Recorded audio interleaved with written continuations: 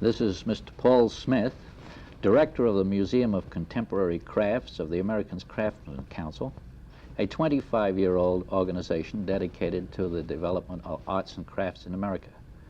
Mr. Smith is a trustee of the Louis Comfort Tiffany Foundation in New York, a member of the Board of Directors of Haystack Mountain School of Crafts, and a member of the National Fulbright Screening Committee on Design.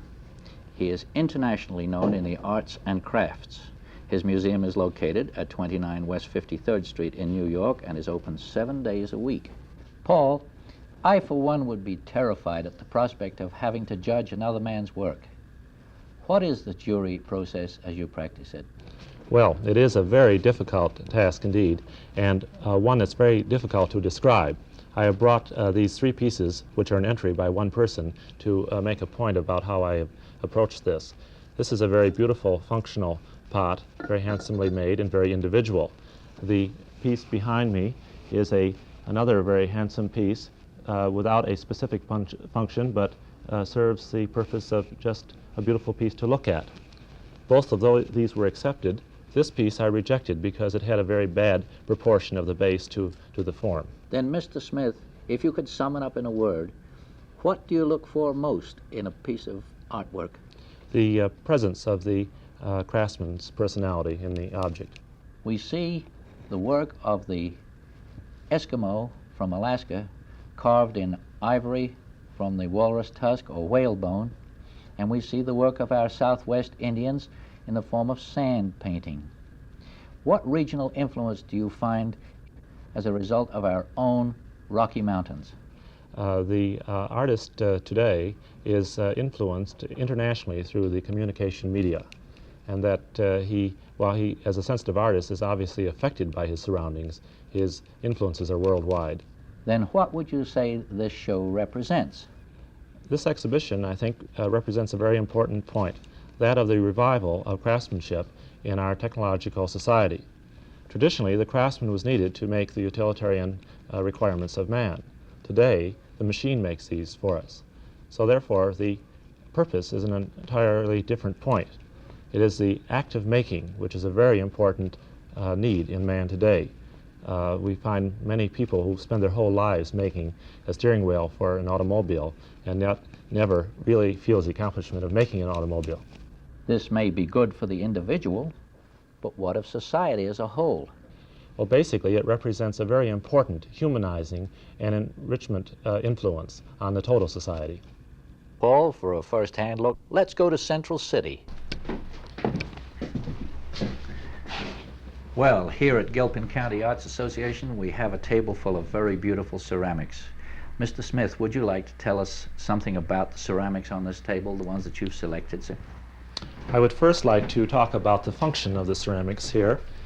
We're all familiar with this classic teapot form of beautiful stoneware, but perhaps less familiar with a new direction that many young ceramists are working in, this ceramic sculptor, employing many new techniques of gold luster, decals, and underglaze.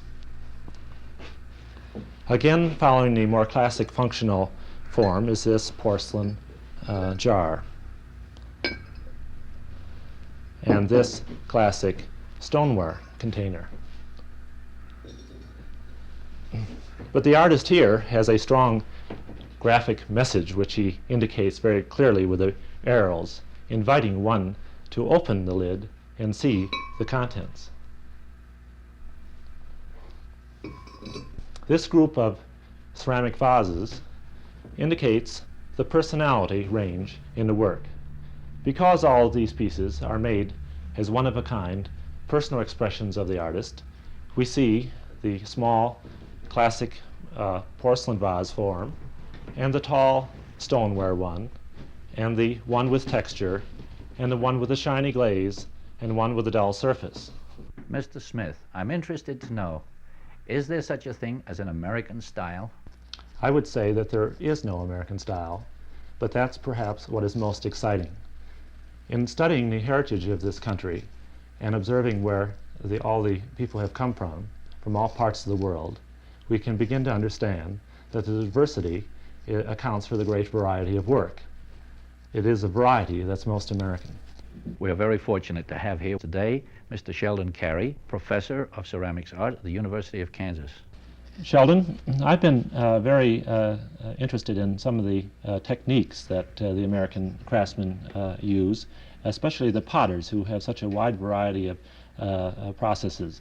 Could you explain some of the techniques involved in these pieces before us? Yes, Paul. I think the wonderful thing about all of this is that it has all come from the earth. And then there are three basic factors that we have to consider. One is clay, the other is the oxides of metals used for the colors, and then the third thing is the atmosphere in the kiln. We have this piece over here that the person has used very little color, but he has made three-dimensional areas in the top here. And now over here we have a piece where they've used salt glaze. And then over here we have one that has Oriental influence. The Japanese for quite some time have been taking their pieces of clay and bringing the furnace up to red heat and then putting these pieces of raw clay or bisque clay into the furnace and then watching it until they see the colors coming out, and then they take tongs, pull it out, drop it into sawdust, manure, or even into water sometimes, and it doesn't seem to affect them. Here we have a piece that we might say has a Persian influence. This one here has a luster on it, and we can give copper and the atmospheric condition credit for that. The person who has made this little mug has considered the interest that one would get from having a three-dimensional surface on here and added attraction. Here we have a piece that copper in the glaze has done, well, we might say all of the effects that we have here. Here we have on this side a real dark area, perhaps because the glaze is thicker than it is over here, but this red is a result of copper plus the atmospheric condition in the kiln. In observing some of the new directions that potters have been taking, I've been interested to see the combination of foreign materials, such as this clay form that is covered with a cast bronze unit to give a decorative effect. And this ceramic sculpture that has been fired in the kiln with, to give the metallic luster and the underglaze, but they have also combined just acrylic paint for bright color. And the most extreme example is this ceramic form where plexiglass sheeting has been molded over the surface. Well, Paul, where do you think we'll go next? Well, I have great faith in man's ingenuity. I must emphasize, however, that it's very exciting to see the great role the American craftsman is having in the international society. Besides winning many awards in international competitions, we see many of the young people coming to American universities to learn. Paul, the major emphasis in this exhibition seems to be on the hard goods. Is that so? On the contrary, there's a very strong entry in the textile area. Here we see a very beautiful woven coat. It's in bright orange and beige. And here's a very handsome cashmere stole in muted colors of orange and pink and blue. So far, the pieces I've shown, such as this sculptural form, have been woven on the loom. But this piece, departing from the loom, is using the macrame process of knotting and interlacing threads, also to create this woven sculpture. And before me is this very handsome, colorful rug made by hooking threads through a backing.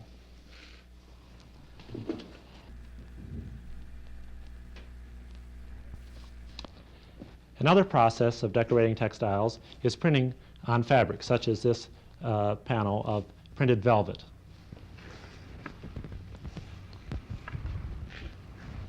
And here we have a wall hanging made with the batik process. When suspended before a bright light, creates the effect of a stained glass window where all the coloring becomes illuminated. Paul, it must be very difficult to judge a show such as this one with so many different types of things in it. Yes, actually it is a difficult task, but perhaps the most difficult area is that of jewelry. While jewelry can be very beautiful by itself, it's designed to be worn on a human being. And most custom jewelry is designed for specific people. Therefore, when you see entries in a show like this, you're always guessing as to who it was designed for. We're very fortunate in having this lovely model to show a few of the pieces accepted in the show.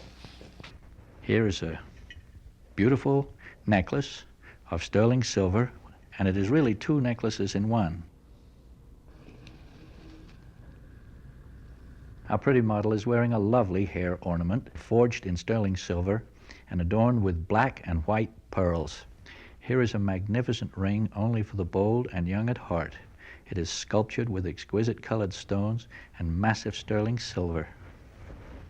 Earrings are essentially a feminine adornment, and dangly earrings are even more so.